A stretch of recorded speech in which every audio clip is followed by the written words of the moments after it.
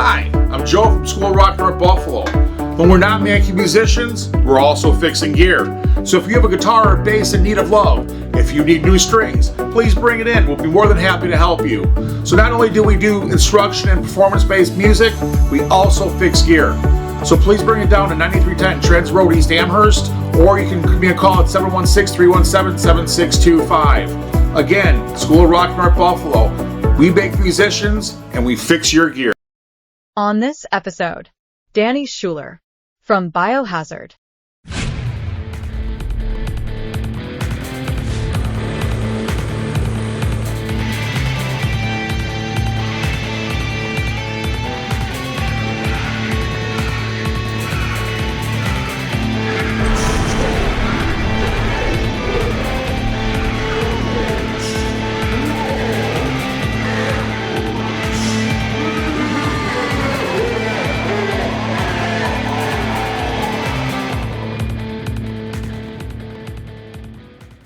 Welcome to this episode of Talking About Rock. I'm Rob Edwards. Here we bring you rock interviews from veteran and upcoming artists. Subscribe on our YouTube channel to stay up to date. Follow us on our social media and our website, talkingaboutrock.com. Today we have for you hardcore legends Biohazard. They've emerged from their decade-long hibernation, reuniting the original lineup for a new album, Divided We Fall. Next up, Danny Schuler from Biohazard on Talking About Rock. Okay, joining us now from Biohazard, let's welcome Danny Schuler. Danny, how are you? I'm good. How are you? Doing well, man. So this is the first album in over a decade from Biohazard. This album's been a long time coming. Tell us a little bit about putting this together here. Well, the album was a long time coming because the band wasn't really doing anything for a long time. The band got back together in 2023. We started doing some shows. We started touring. And, everybody started talking about, hey, why don't we do a record? Our managers and everybody. And that was it. It was just like we started talking about it. We started getting together with the purpose of like writing songs and seeing how that went. After a while, we kind of hit our stride and the songs just kind of came quick and boom. Next thing you know, we're making a new Biohazard album. Hit Divided We Fall. Here we are. Yeah, you guys were selling out some shows at the beginning there. You got back together. I saw it was really clicking for you. Yeah. It was really exciting. Yeah, and when I was reading the recording sessions, I think took place at Shorefire Recording Studios in Long Beach, and then Long Branch. New and Jersey, then you guys yep. headed over to Van Nuys for Hideaway to do some engineering work there as well. Yeah.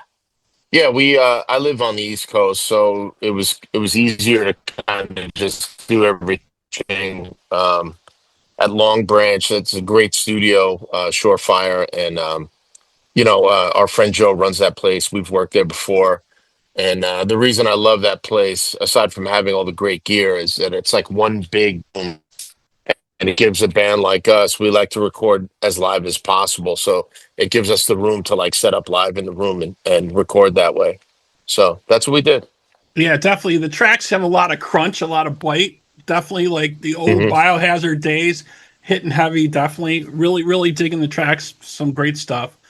I was reading a little bit more through your history, and so you replaced the original drummer, Anthony Meo, who passed in 2023. And I was reading you guys were longtime childhood friends also.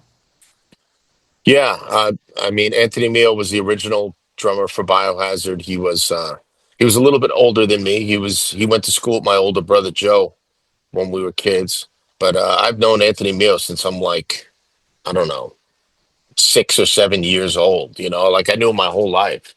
And when Biohazard started, he was the drummer. I used to go see their shows, and when he left the band, I called him first, like, "Hey, Ant, I'm coming into Biohazard now. Are you okay with that?" And he was cool with it, and we remained friends always. And he even came up and played with us a few times in the last couple of years. And unfortunately, he got really sick, and it was a horrible thing. And We lost him 2 years ago. He's a Yeah, great guy. we're definitely so sorry to hear that news. We seem to be losing people all the time lately. I mean, just today, people have medical issues, health issues going on. Ace Yeah, Frehley's got medical issues. He's canceling his tour. I heard. I Yeah, was just reading the guy from Tiger Tales, just passed away, and then I just read it just before you popped in here. Gene Simmons has just been in a car accident in Malibu, so it's like, is he okay, what's Gene Simmons? yeah, I get they didn't really give much information on it. It just happened. Just before we started this interview, it just popped up. I'm like, here's another one. Wow. It's just like crazy stuff going on lately. You know what I mean? Yeah, yeah. I mean, the older we all get, the harder it is the more work it takes to stay healthy. And sometimes you get sick, sometimes things happen. It's just the nature of life, unfortunately, Yeah, definitely. The like, older we like, get, yeah, the yeah, harder it is to bounce back. So another question I had for you, we see a lot of drummers, kind of over the years, kind of run out of gas. It's probably the most physical spot in the band, being the drummer, right? How yeah. do you keep yourself from kind of overdoing it? Well, you have to train. You have to train for it. I mean, that's what I do.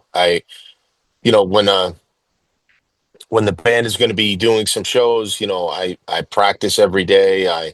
I exercise every day. I watch what I eat. I try to, just take care of my body, and that's what it takes in order to play drums at a high level, high energy level. You know what I mean?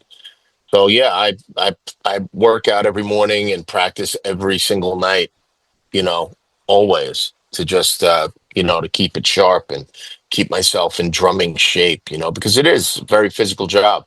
And I think it is the hardest job in the band. It is definitely the most physical job.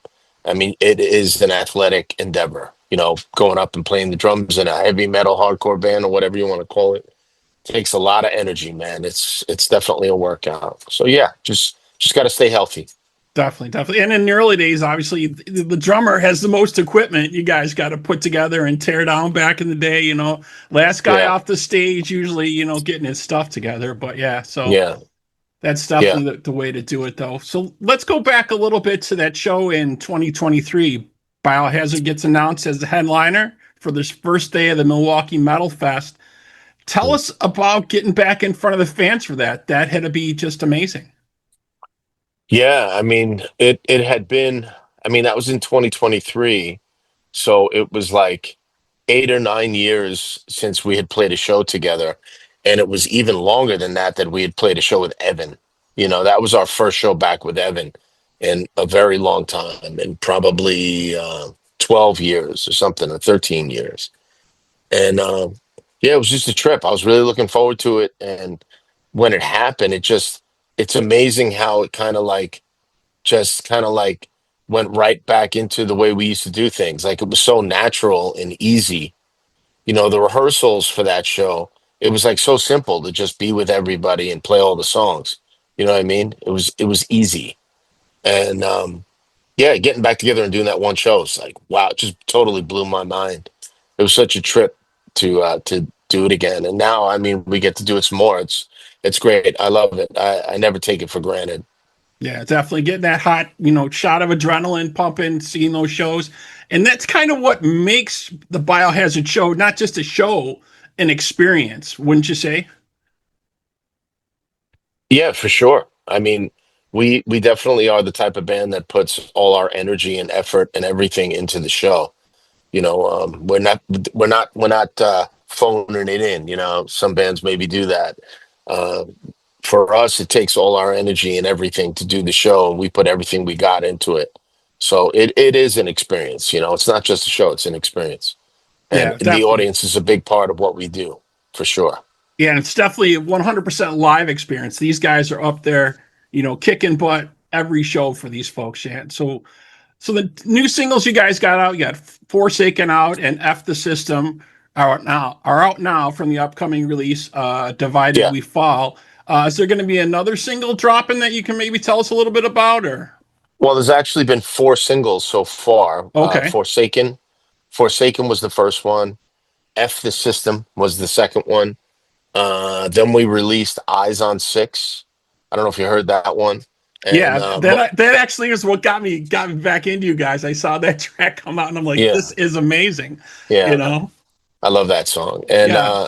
the final pre-release song that we put out a couple weeks ago was Death of Me, which was just like a visualizer kind of video that we put out. And yeah, so I mean, we put out four singles before the album even come out, just kind of like letting everybody know, like, yo, we got a great bunch of music here, and here it is, you know. So I'm hoping everybody likes the whole album when it comes out October 17th. Yeah, definitely going to be killer. So for the two singles we talked about first, Forsaken and F the Hmm. System. We have the links on Yeah, our site if you folks out there want to check it out. In our Hall of Video, we got the links to all their videos at talkingaboutrock.com. You guys can check that out. And Biohazard will be out on their Divided We Fall tour this fall. You guys have got support from Onyx, Bayway, and Swollen Teeth, I was reading here. yeah. Yeah, we're starting up again October 23rd in Pontiac, Michigan. We're really excited. I think it's a cool bill. You know, Swollen Teeth is, I guess, kind of a new band doing something a little different. And Bayway is a really good band from New Jersey who I know and I've seen before, and they're excellent. And Onyx is Onyx, you know, it's a kind of a classic hip hop kind of vibe, and then we go up and we do our show. So I think it's a good, like, diverse, older band, newer band kind of bill. I think there's something for everybody there. So yeah, we start up again October 23rd into November, into early November. We're going to be playing New York, New Jersey, Connecticut, Pennsylvania, all around the area, and a lot more touring next year too. Yeah, So definitely. And it's funny we're going to be busy. you mentioned the hip hop thing because I think Biohazard was one of the first bands that kind of meld all that stuff together, right? Mm. Metal, hip hop, and hardcore, and kind of meld it all together in their songs. You guys were one of the first bands to do that. Yeah, I guess. I mean, there were other bands that were doing it too, but I think we did it very naturally, you know. And I think that a lot of that was because of where we were from. You know, we grew up in New York. I grew up in Brooklyn, and I was surrounded by the music in the streets. You know, growing up, and aside from like the rock stuff and the metal stuff and the hardcore and punk and everything, there was hip hop. You know, it was a part of our lives growing up. So it was very natural for us to kind of integrate that into what we do. You know, and there's been other bands that have done it. You know, we weren't the first, but I like to think that we did it very authentically. Yeah, definitely. Would you say there's any drummers that really influence your sound, maybe even still today? Oh yeah, yeah. There's a million drummers that influence, the way I play. I mean, going back to John Bonham and Bill Ward and jazz drummers, I still listen to, and you know, um, even punk and hardcore drummers. Like Earl Hudson from the Bad Brains, huge influence on the way I play. And, Will Shepler, who's one of the earlier Agnostic Front drummers, and he was in Madball. Mackie from the Cro-Mags, Louis from Carnivore. So many great drummers came out of like the New York scene. It's just amazing. Like every band had this amazing drummer. Armand from Sick of It all great drummers, all inspire me, to do what I do. So I feel very lucky to be to know all these guys and been able to see them play all these years. And like I said, very inspirational. And even in some of the new bands, we just played Furnace Fest the other day in Alabama with all these new bands, younger bands, I should say. Right. And watching some of these younger bands, they have so much energy. It's amazing, and they're doing different stuff. They're really innovating things, and a lot of the drummers are just like, wow, like incredible, just so fast and precise and technically like really at a very high level.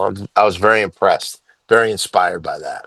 So yeah, Very it's cool. Yeah, great, man. I it's love always it. good to see those younger bands kind of taking up that mantle a little bit because we hope Yeah, that's the yeah, it's great. case. We hope that's what's going to happen, right? And not let Yeah, this music kind of die out or change out or whatever you want to call it.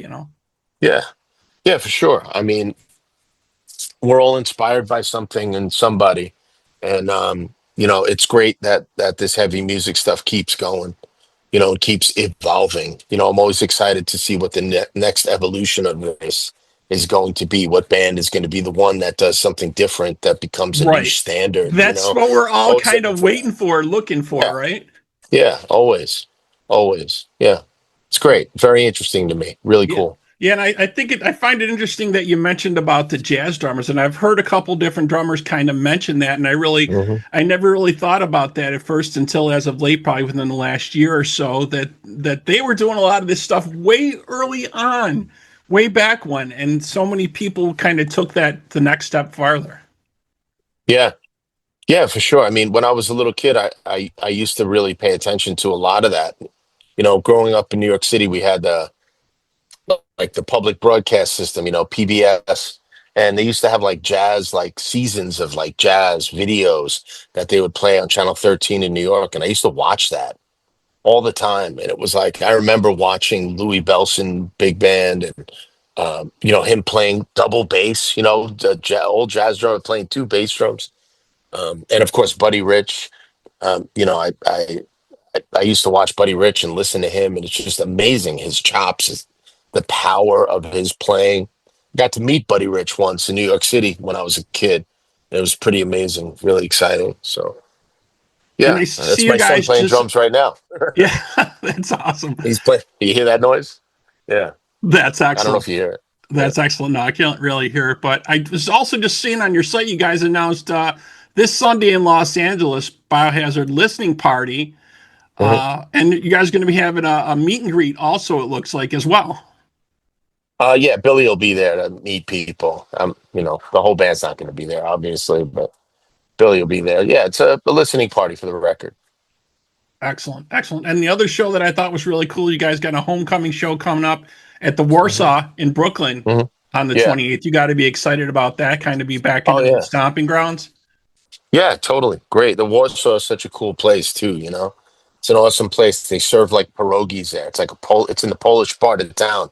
You know what I mean? So they, That's the they have like best an old food. lady cooking pierogies in the club, which is awesome. But yeah, no, Warsaw's a great big place, really cool. And I think it's going to be an exciting night. It's been a long time since we've actually played in Brooklyn. You know what I mean? When the band first got back together, we did a couple of New York shows, but it was all in Manhattan. You know, Right. but this show is going to be in Brooklyn, so for us, that's totally our hometown. We're excited.